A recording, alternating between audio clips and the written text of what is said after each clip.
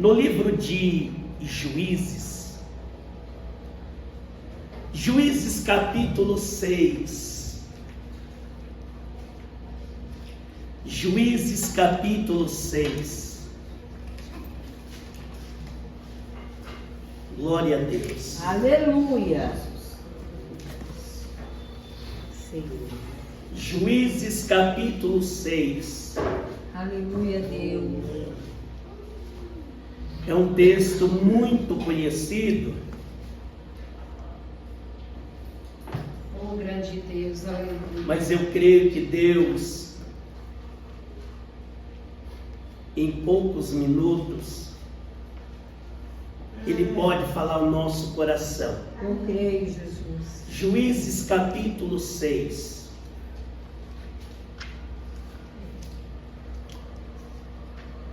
Eu quero fazer a leitura com vocês.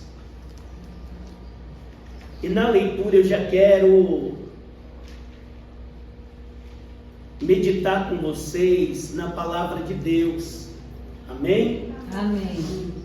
Eu vou esperar todos encontrarem. Juízes capítulo 6.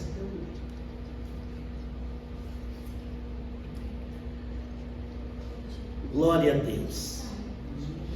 Amém? Amém. Juízes capítulo 6. Amém. Amém. Somente o versículo 1, olha o que está escrito.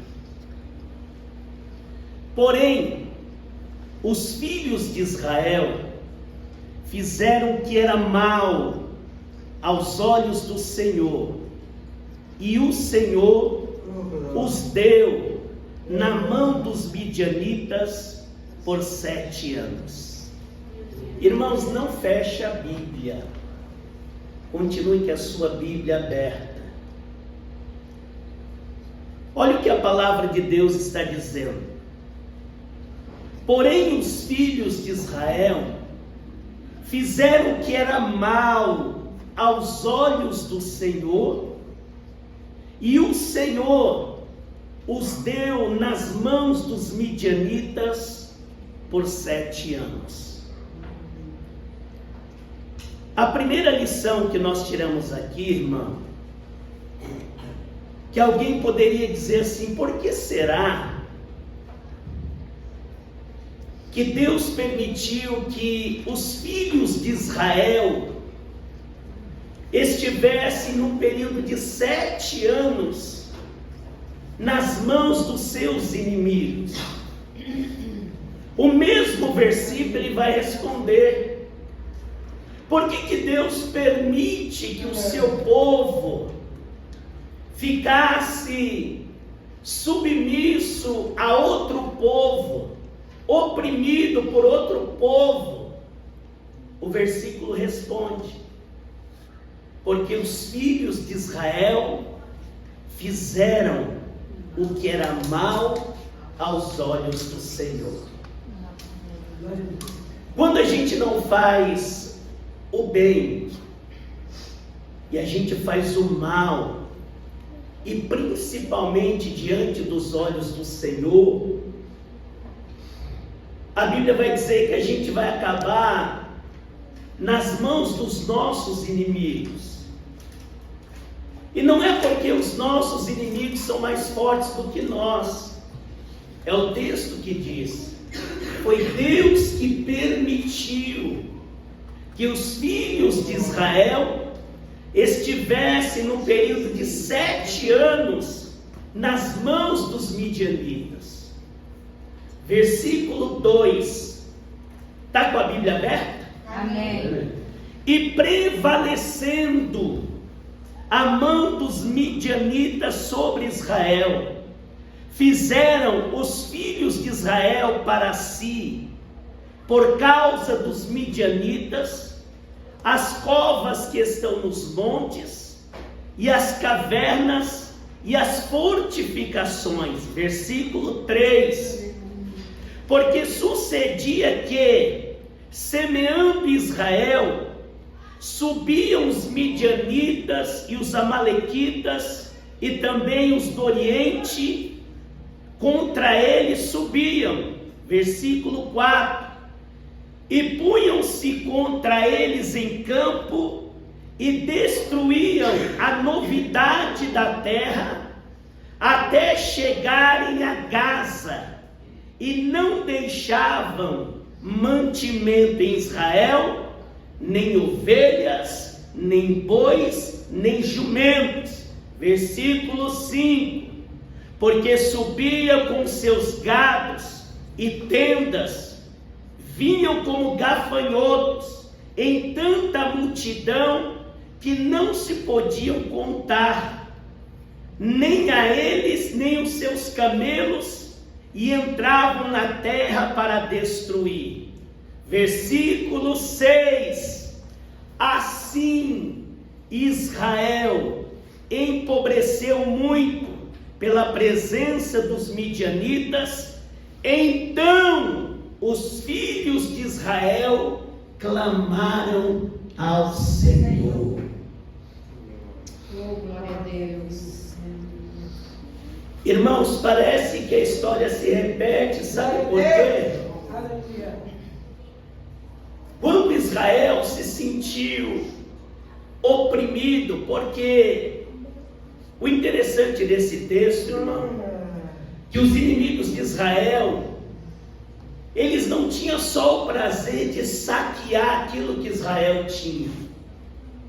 O texto diz que eles destruíam toda a novidade da terra.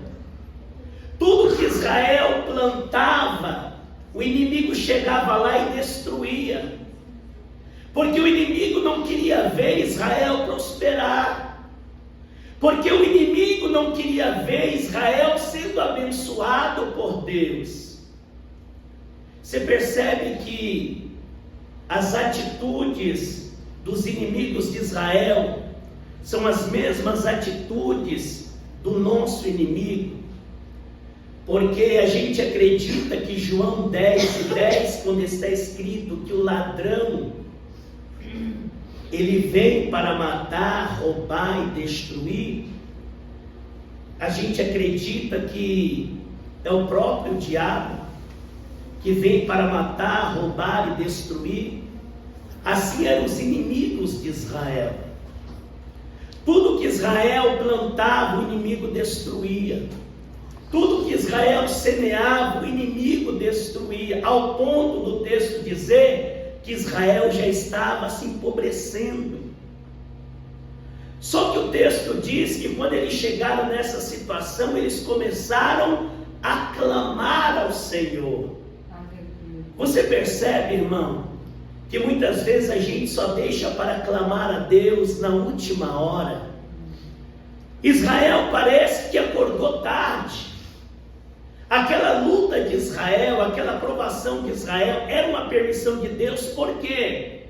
Porque Israel estava fazendo aquilo que não era agradável diante dos olhos do Senhor. E quando isso acontece, irmão, infelizmente, a gente acaba caindo nas mãos dos inimigos por permissão de Deus. Para quê?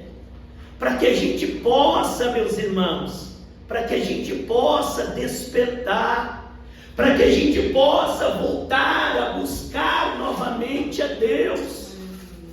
Israel voltou a clamar ao Senhor, mas parece-me que já era tarde. Por quê? Porque o texto diz que Israel já estava pobre por causa da opressão, da perseguição. Só que o versículo de número 7 vai dizer assim: e sucedeu que, clamando os filhos de Israel ao Senhor, por causa dos midianitas, enviou o Senhor um profeta aos filhos de Israel, que lhes disse: assim diz o Senhor, o Deus de Israel, do Egito eu vos fiz subir e vos tirei da casa da servidão. Versículo 9: e vos livrei da mão dos egípcios e da mão de todos quantos vos oprimiam, e os expeli de diante de vós, e a vós dei a sua terra. Israel clamou, Deus levantou um profeta. Quem sabe alguém glorificou a Deus e disse: Deus levantou um profeta para dizer que vai nos livrar, sim, das mãos dos nossos inimigos. Mas antes de Deus entregar uma palavra dizendo que a livrar Israel das mãos dos seus inimigos, Deus usa o profeta para lembrar a casa de Israel aquilo que Deus tinha feito por eles ao intermédio das mãos de Moisés. Porque, irmão, quando a gente faz aquilo que é mal diante dos olhos do Senhor, a gente até se esquece aquilo que Deus ele tem feito por nós. Aquele que se esquece aquilo que Deus fez por ele, a única coisa que ele vai ser é ingrato, irmão. E uma coisa que Deus não tolera, irmão, é ingratidão.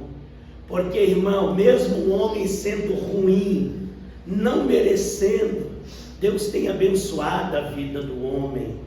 Deus tem guardado, Deus tem protegido, Deus tem dado livramento. Mas parece que a ingratidão tem sido muito maior do que tudo aquilo que Deus ele tem feito por nós. Então o profeta lembrou a Israel, disse: gente, vocês se esqueceram que os teus antepassados saíram da casa da servidão, porque Deus livrou vocês da mão dos seus inimigos. Versículo 10: e vos disse: eu sou o Senhor, o vosso Deus, não temais aos deuses dos amorreus, em cuja terra habitais, mas não destes ouvidos à minha voz.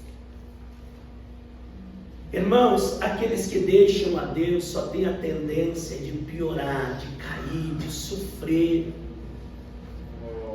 A gente não pode se esquecer do Senhor por nada, irmão. É nos momentos bons e nos momentos ruins. Verdade. A gente tem que lembrar do Senhor. Aleluia. Infelizmente, Israel tinha essa facilidade, irmão, de se esquecer de Deus, de trocar a Deus. E é um pecado que nós não podemos cometer, porque Deus, irmão, Ele é prioridade para nós. Deus ele tem que estar, como já foi dito aqui nessa noite, Deus ele tem que estar em primeiro lugar na nossa vida. Aleluia. Quando a gente prioriza a Deus, irmão, Deus ele vai priorizar nós, a nossa casa e a nossa família. Deus está dizendo: gente, vocês não estão ouvindo a minha voz. Há quem diga: Deus não está falando, aí que você está enganado. Deus está falando, é o povo que não quer ouvir. É o povo, irmão, que não quer perceber que Deus está falando. Juízes capítulo 6 e o versículo 11. Então o anjo do Senhor veio e assentou-se debaixo do carvalho, que está em Ofra, que pertencia a Joás, a Bisrita. E Gideão, seu filho, estava malhando trigo no lagar para o salvar dos midianitas. A gente aprendeu aqui, nós estudamos o livro de Juízes aqui numa terça-feira. Uma das coisas interessantes na vida de Gideão é o quê? Que ele estava malhando trigo no lagar. Os irmãos sabem que o lagar não é lugar de malhar trigo. Lugar de malhar trigo, irmão, é um lugar onde não venta, porque senão você perde o trigo. O lagar é o lugar onde você pisa a uva. Por que Gideão estava malhando trigo no lagar? O texto diz, ele estava tentando salvar, irmão, a sua colheita dos midianitas, do inimigo. Porque Israel, irmão, estava plantando e colhendo e tentando esconder. Por quê? Porque quando o inimigo chegava, além dele saquear, mas uma das estratégias dos inimigos de Israel não era só saquear, destruir. Ele chegava, destruía, virava as costas e ia embora, irmão, porque eles tinham só o prazer de destruir aquilo que Israel tinha colhido, aquilo que eles tinham plantado com tanto esforço e dedicação. Então Gideão, ele teve uma ideia, ele disse: olha, eu vou malhar o meu trigo lá no lagar, como quem diz, eu vou me esconder, para que o inimigo não veja a minha colheita. Só que o versículo 12 vai dizer: então o anjo do Senhor lhe apareceu e lhe disse: o Senhor é contigo, varão valoroso. Uma coisa que nós aprendemos aqui na terça-feira, que esse anjo que apareceu para Gideão é o próprio Cristo teofânico, irmão. Eu provei para vocês aqui na Bíblia que esse anjo não é o anjo criado, mas é o próprio Cristo teofânico. O que é uma teofania? É todas as vezes que o Filho de Deus, ele se manifestou, principalmente no Antigo Testamento, e ele sempre deixava uma pista para as pessoas saberem que era ele. E esse anjo, que está em letra maiúscula, é o próprio Cristo teofânico, que se apresentou, apareceu para Gideão. Chama ele de varão valoroso. Olha o que Gideão ele responde no versículo 13. Mas Gideão lhe respondeu: ai, Senhor, Senhor meu, se o Senhor é conosco, por que tudo isso nos sobreveio? E que é feito de todas as suas maravilhas, que nossos pais nos contaram dizendo: não nos fez o Senhor subir do Egito? Porém agora o Senhor nos desamparou e nos deu nas mãos dos midianitas. Versículo 14. Então o Senhor olhou para ele e disse: vai nesta tua força e livrarás a Israel das mãos dos midianitas. Porventura não te enviei eu? Versículo 15. Então ele disse: ai, Senhor meu, com que livrarei a Israel? Eis que a minha família é a mais pobre em Manassés, e eu menor na casa de meu pai. Versículo 16. E o Senhor lhe disse: porquanto eu hei de ser contigo, tu ferirás os midianitas como se fossem um só homem. Aleluia, Jesus. Glória a Deus. Igreja, o nosso Deus é um Deus misericordioso. Ele escolheu Gideão para livrar a Israel da servidão, da opressão.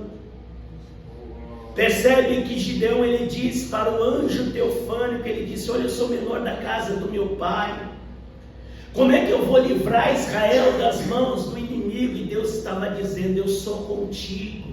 Aleluia. Eu vou te usar para livrar Israel das mãos dos midianitas.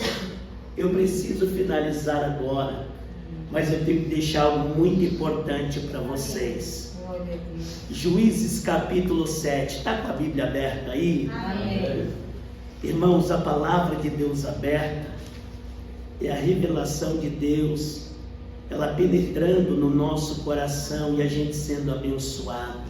Amém. Então Jerubaal, que é Gideão, se levantou de madrugada, e todo o povo com ele havia, e se acamparam junto ao arraial dos midianitas, para o norte pelo outeiro de Moré, no vale. Versículo 2: e disse o Senhor a Gideão: muito é o povo que está contigo, para eu dar os midianitas em sua mão, a fim de Israel se não se gloria contra mim, dizendo: a minha mão me livrou. Irmãos, percebe que já no capítulo 7, Gideão ele tem um exército. Para alguém que achava que não ia conseguir vencer os seus inimigos, ele tem um exército. A Bíblia diz que Gideão agora tem um exército de 32 mil homens. Só que Deus disse: Gideão, 32 mil homens é muita gente para lutar. Não porque o exército inimigo era inferior, é porque Deus disse: com 32 mil homens Israel vai se glorificar. Israel vai dizer: porque nós tínhamos um exército de 32 homens, estávamos preparados e por isso que a gente venceu. Mas Deus disse, a palavra de Deus para Gideão foi essa, que ele venceria o inimigo como se fosse somente um homem. A Bíblia diz o que, irmão? No versículo de número 3: agora, pois, apregoa aos ouvidos do povo, dizendo: quem for covarde e medroso, que volte e vai-se apressadamente das montanhas de Gileade. Então voltaram do povo 22 mil, e 10 mil ficaram. E disse o Senhor a Gideão: ainda muito povo há, faze-os descer as águas, e ali os provarei, e será que aquele que eu te disser, este irá contigo, esse contigo irá. Porém todo aquele de que eu disser, este não irá contigo, esse não irá. Aleluia. Deus estava dizendo que havia muita gente com Gideão, irmão. A Bíblia diz que de 22 mil, sobraram 10 mil. Porque na verdade, no meio daquela multidão, havia os medrosos e os covardes. Por mais que Deus não precisava de um exército para livrar Israel das mãos do inimigo, Deus queria provar para Gideão que verdadeiramente ele estava com ele. Que a palavra de Deus, aquilo que o anjo teofânico falou com ele, era verdade. Aquela palavra estava de pé. Que Deus verdadeiramente ia dar livramento a Gideão e a casa de Israel. Eu finalizo agora. E disse o Senhor a Gideão: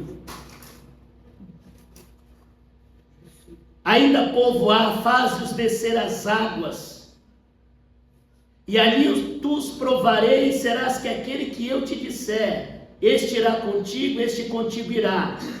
Porém todo aquele que eu te disser, este não irá contigo, esse não irá. Versículo 5. E fez descer o povo às águas. Então o Senhor disse a Gideão: qualquer que lamber as águas com a sua língua, como as lambe o cão, esses porá à parte, como também a todo aquele que se abaixar de joelhos a beber. E o número dos homens que lamberam, levando a mão à boca, 300 homens, e todo o resto do povo se abaixou de joelhos a beber as águas. Amém, glória. Um exército de 22 mil. Gideão agora só tem 300 homens, irmão, para vencer um exército preparado, um exército que era capacitado para a guerra. Mas eu entendo com essa palavra e eu deixo essa mensagem para vocês nessa noite, que independente da quantidade, volume, se a gente crê, irmão, acreditar na palavra de Deus, independente da luta, da provação, da situação que a gente possa estar passando, se a gente confiar na palavra do Senhor, o nosso Deus, Ele nos dará o livramento. Ele vai guardar a nossa casa, a nossa família e tudo aquilo que Ele tem nos dado. Deus, Ele provou para Gideão, irmão, que o braço do homem, a força do homem para ele não é nada. Que o mais importante na vida de um homem é confiar na palavra de Deus e na sua revelação. Porque quando nós confiamos em Deus, na sua palavra e na sua revelação, a nossa vida é abençoada por Deus. Amém. Então você não precisa temer o inimigo, você não precisa temer, irmão, as provas, dificuldades, porque Deus provou para Gideão que quando ele escolhe alguém, ele levanta alguém, e aquela pessoa entende a sua palavra, Deus ele vai guardar, Deus ele vai proteger, e o inimigo que se levantou, ele vai ter que cair, haverá livramento, haverá, irmão, em nome de Jesus, a proteção de Deus sobre aquele povo, sobre aquela nação. Amém. E eu finalizo dizendo, o livro de Juízes, ele é separado, irmão, de 40 em 40 anos, Deus trabalhava na vida do seu povo, porque a cada juiz que Deus levantava, Deus ele guardava, protegia e livrava o seu povo. Deus sempre vai levantar, irmão, pessoas para que sejam usadas por Deus, para que o povo dele, a nação dele, aqueles a quem Deus tem escolhido, seja guardado e seja protegido pelo Senhor. Só não seja medroso, não seja covarde, mas entenda o que Deus ele tem falado ao seu coração, se coloque à disposição de Deus, como Gideão ele se colocou, porque aí você vai ver a bênção de Deus, o milagre de Deus e o livramento do Senhor sobre a sua vida, sobre a sua casa e sobre a sua família. Amém. Você recebe essa palavra? Amém. Que Deus abençoe vocês. Amém, Senhor. Vamos recolher, diz